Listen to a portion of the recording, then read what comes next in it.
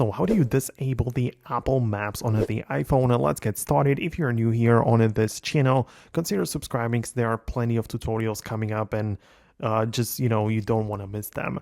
First of all, keep in mind that the Apple Maps is like an Apple app, but you can hold down on it and literally delete it from your phone if you don't want to use it, right?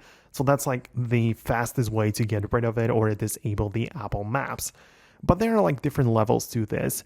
For example, you can go to the settings app, go to the apps section at the bottom, and at the top of the list, we have the default apps selection. So different categories of apps can choose their default app for each different purpose, but the navigation has its own selection there as well. So if you have, for example, Google Maps and Apple Maps, you can pick which is going to be the default one, right? So you can switch it to Google if you prefer it that way, right? So that's how it works.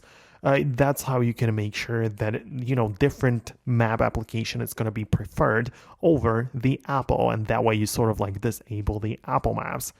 But there are also, like, as I said, more levels to this, because you can, for example, still decide to keep the Apple Maps, but go to the privacy and security and go to the location services.